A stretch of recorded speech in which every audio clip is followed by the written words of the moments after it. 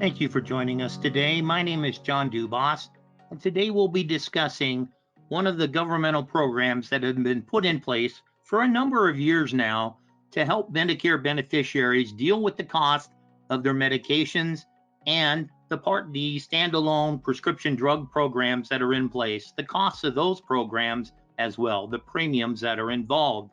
So we'll go through some of the specifics about qualifications and what these programs can do to help you as a Medicare beneficiary enhance your situation, minimize the cost of medications that you are dealing with on a day-to-day basis, and help you then understand how you can go about qualifying and receiving this sort of assistance.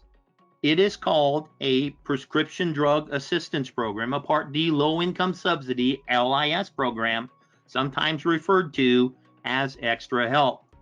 My name is John Dubas. I'm a licensed insurance agent with Premier Marketing, and I'll be presenting to you today. What we'll do today is speak to why Part D LIS and Extra Help matters to you as a beneficiary, what are the eligibility factors for this assistance, how you would apply for this additional help, how you can help yourself and others that you visit with, and see some of the additional resources that will be available to you. Why do these programs matter? Well, it can really help you in the fact that the cost of medications are continuing to increase.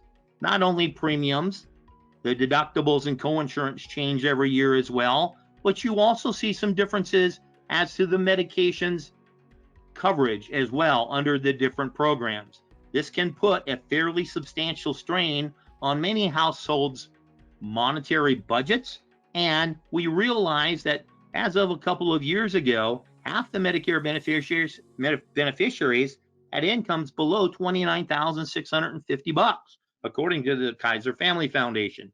So the average value of these programs to the Medicare beneficiary who qualifies is around $5,000, according to an estimate from the Social Security Administration. The Social Security Administration and the Centers for Medicare and Medicaid Services, CMS, they work together to help administer these programs and educate the public about the low income subsidy extra help programs.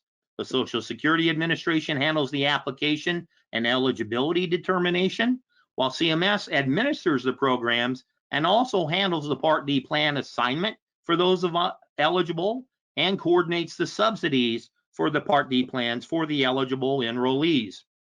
To be eligible for these programs, a person must have Medicare Part A and or Medicare Part B. They must live within the United States, the 50 states, or the District of Columbia, and they must meet certain financial criteria. They have both an income test based on federal poverty levels and a resource test, sometimes referred to as an asset test.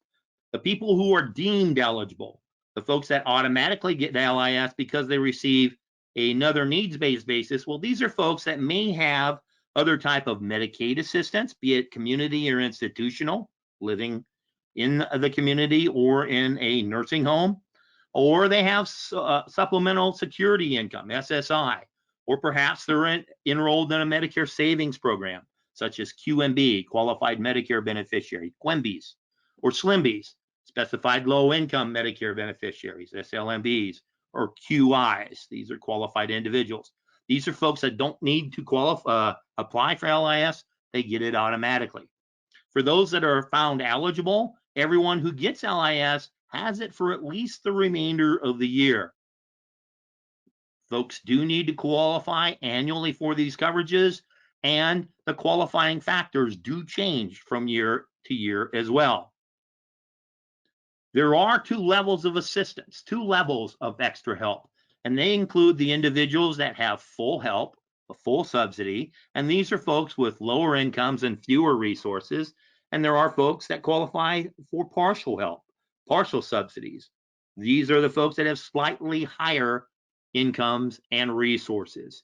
Both full and partial subsidies, well, they eliminate the Part D coverage gap, and they also take care of a late enrollment penalty someone might have been subject to because of enrolling late or for another reason. The folks with full subsidy extra help, these are the folks who qualify based on different criteria. And in 2021, these are people that have a plan premium regardless of the plan that they are enrolled in, as long as it is a benchmark plan. And these are plans that are at a premium level based on a number put forward by the government that is the premium amount for that plan. It eliminates the Part B deductible if the plan has one, depending upon what the individual is enrolled into, and it changes the copays on those plans. It doesn't change the plan itself. It doesn't change the formulary, the list of drugs that are covered. It doesn't change any quantity limits or step therapy or other factors put into that health plan, but it does override those copayments. So where you may have a different copayment according to the plan, if you qualify for low income subsidy for LIS, it then standardizes those copays where it's a $3.70 copayment for generics and $9.20 for name brand drugs. For folks that may be below 100% of FPL, federal poverty level, they have lower copayments. $1.30 for generics and $4 for name brand drugs. And fully subsidized individuals do not have copays once they reach that $6,550 limit. It's important to note here that the details of the plan themselves, the formulary, any step therapy, coverage limits, stay the same. What changes is a person's liability for the cost of the plan and for the copayments themselves. These are the dollars that are the limits, the numbers that are the limits for a person to qualify for full subsidy in the United States, the 48 continental United States and the District of Columbia, based on whether or not a person is a single individual or a couple. There's the marital penalty, in a manner of speaking, that is involved here. These go up to 135% of federal poverty level. You'll note in this area then that folks that live in Alaska or Hawaii have a higher income and a higher assets test that they're subject to that help them get assistance if they live in those two states. These are 2021 numbers. We will not see 2022 numbers until February or March of next year. This does take into account certain disregards, a monthly disregard of $20 for either an individual or a couple, and also reflects a burial allowance of $1,500. When we speak to the partial subsidy extra help, the folks that qualify for some help, these are folks that may see either no premium or a sliding scale premium based on the individual's income. They may have that small deductible of $92 opposed to a much larger one without this assistance.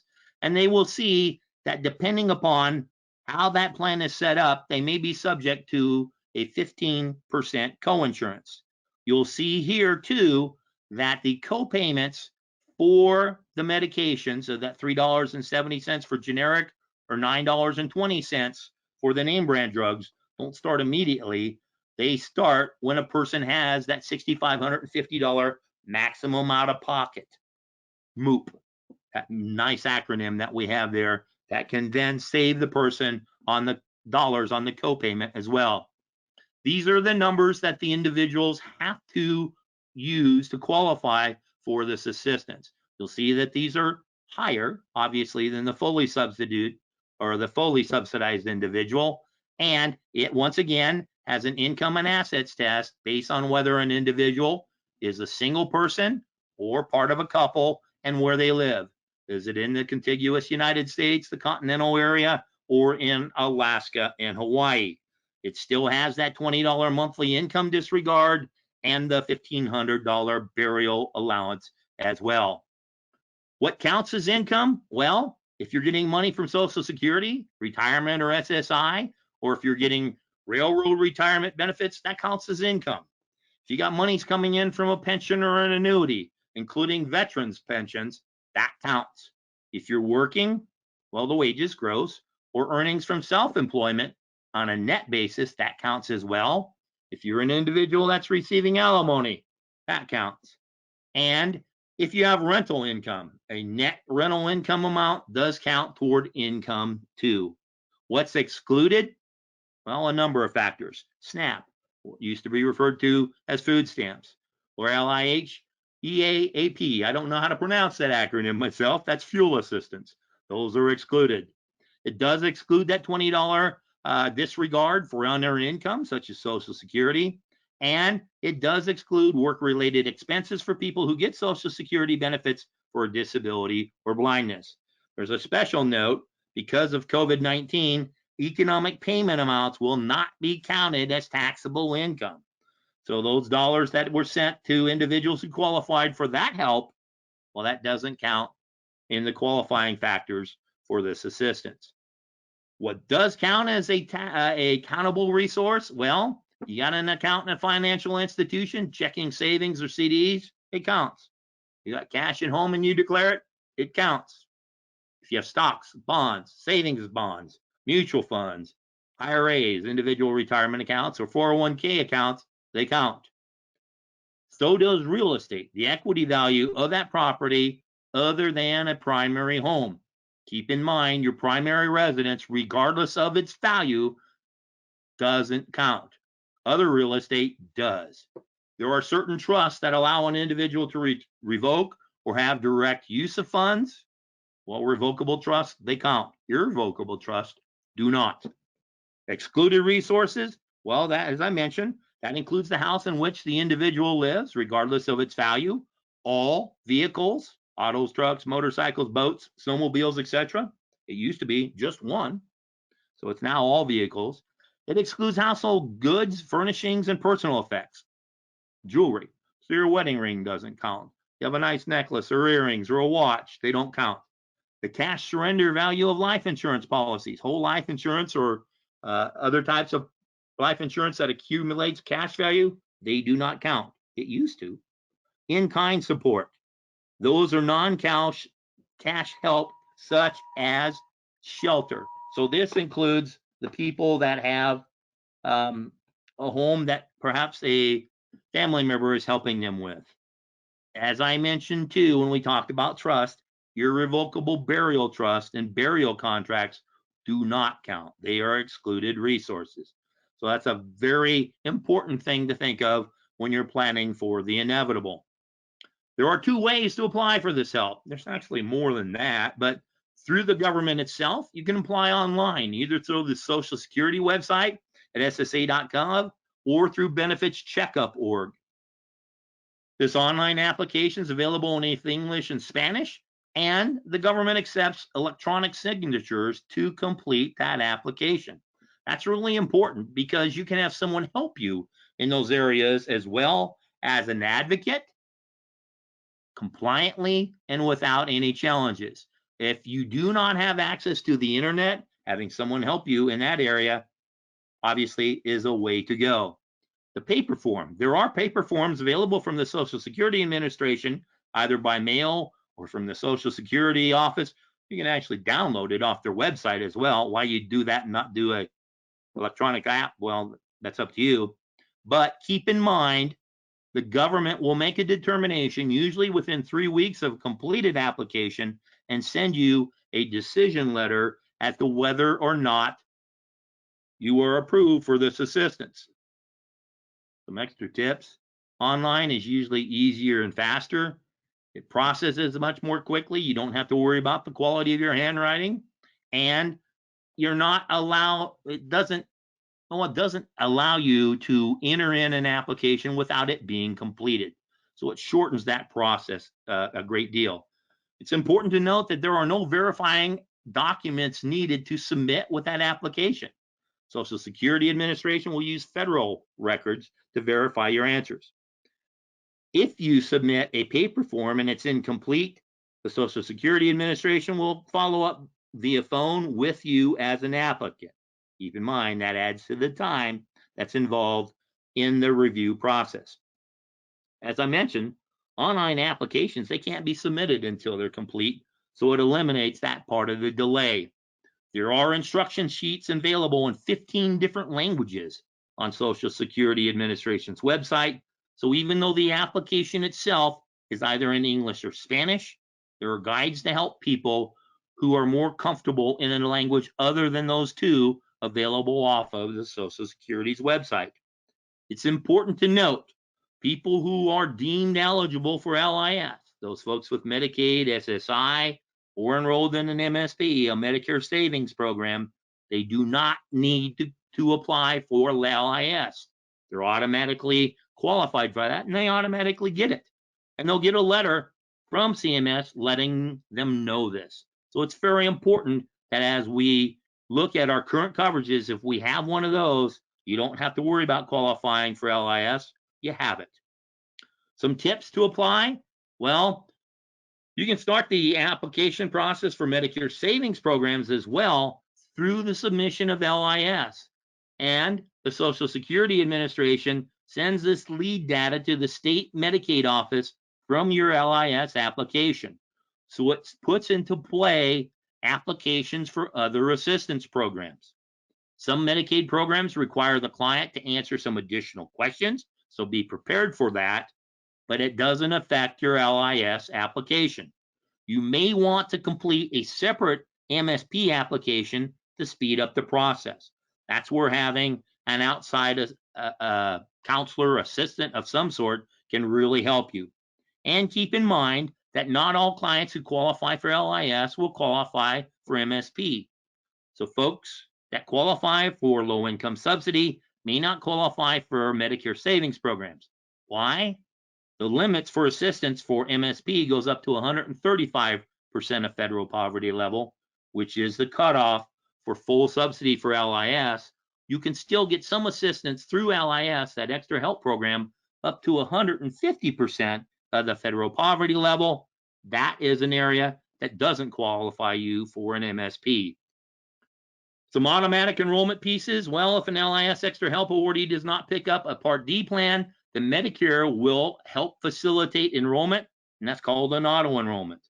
And they'll put you in a plan for this.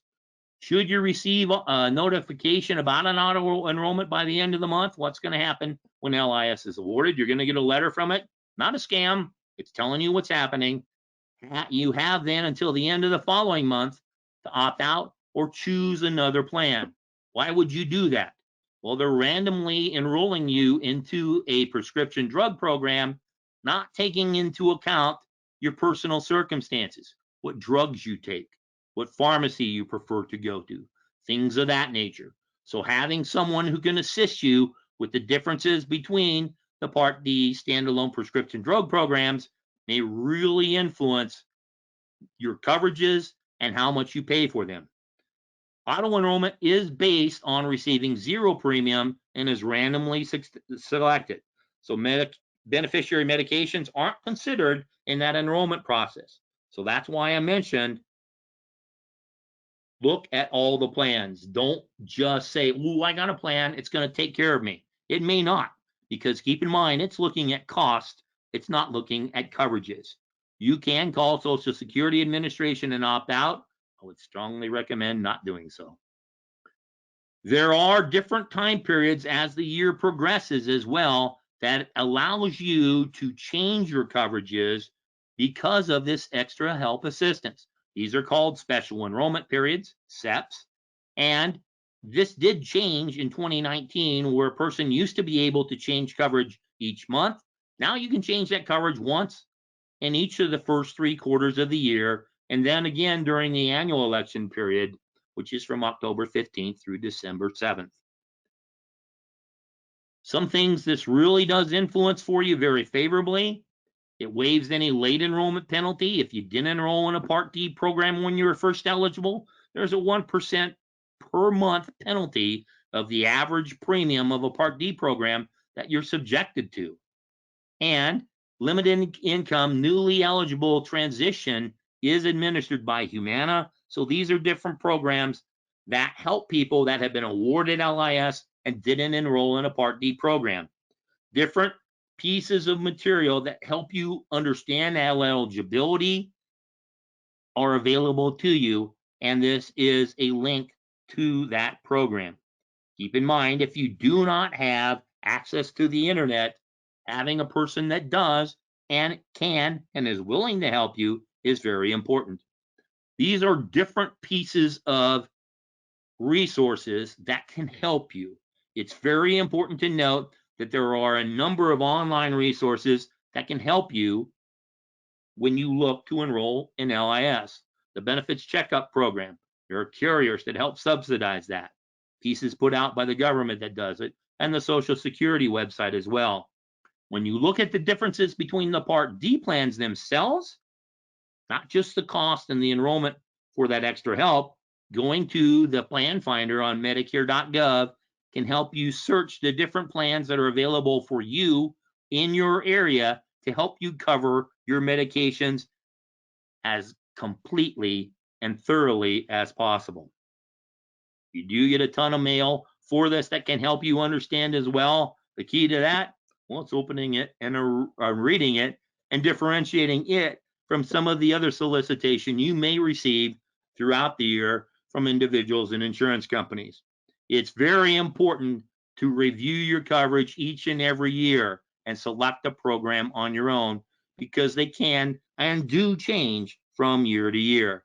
And there are a ton of other programs that you may be qualified for as well, in addition to the assistance of your medication plan and costs and the Medicare savings programs as well.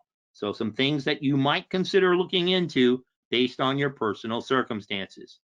Once again, these go through and speak to the links of the publications put out by the government, either Social Security or the Centers for Medicare and Medicaid Services, and of course from the National Council on Aging as well, that go through and re-review some of the information that's been presented to you today. So all that said and done, one of the things that we strongly urge you to do is investigate your circumstances and how they may relate to the extra help programs and the qualifications of those programs and how they can aid in bettering your circumstance. Keep in mind, you can do this at any time. A lot of emphasis is laid out on this in the open enrollment period, but special circumstances, special election periods allow you to do this throughout the year. I thank you for the investment of your time in listening to our presentation today, and we look forward to speaking with you in the very near future if you feel it can be of assistance to you. Thank you.